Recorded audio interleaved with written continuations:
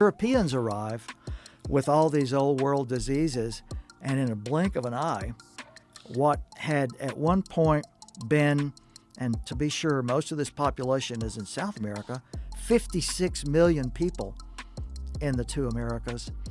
Something like 80 to 85% of that population is taken out in a few decades by old world diseases. Wow.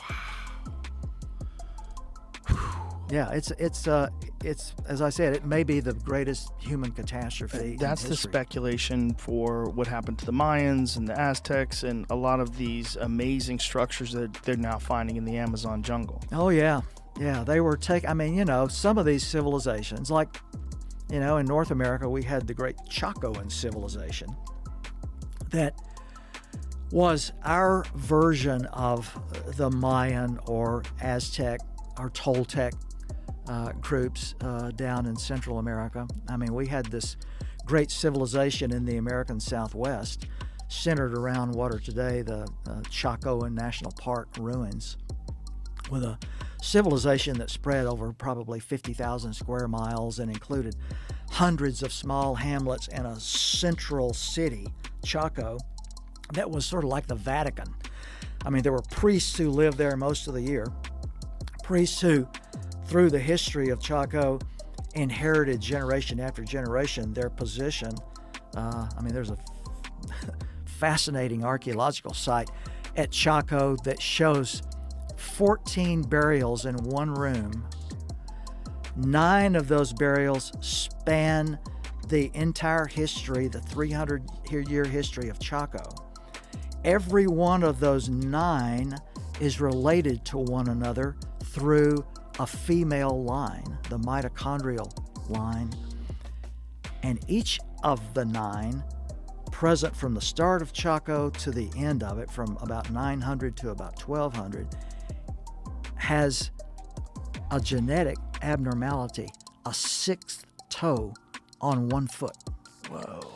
So these were the people who were regarded as the priests of the place. And so a couple of times a year, usually at the solstices, they would have these big celebrations, and 40,000 people would flock into Chaco and observe the solstices and do ceremonies and, no doubt engage in all sorts of epic nightlife too.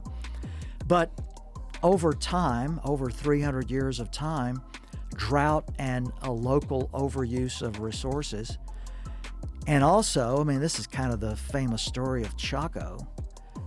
What really sort of happened to Chaco is that the priests were promising all of their followers that they could make it rain in the desert, because this was agriculture had finally come to North America. And we reached a point when droughts began to strike and the priests couldn't make it rain, at which point all their followers basically abandoned their religion. And the archaeologists who have gone in have sort of pointed out that, so it kind of looks as if a disparity in lifestyle must have contributed, because the priests and the priestly class, they were the ones that were getting to eat all the protein from the deer and the antelope. As a result, their skeletons are 3 or 4 inches taller than all the peasants. They lived longer. Their children got past the age of 5 much more easily. And so there is speculation about Chaco that the disparity in wealth, followed by the inability of the priests to deliver and make it rain, is what caused this civilization to collapse when the peasant class basically rose up and overthrew it. Wow, that's so fascinating, because that seems like that just happens with humans. When humans get into a position of power, they want to maintain it and tighten up the grips on everybody else.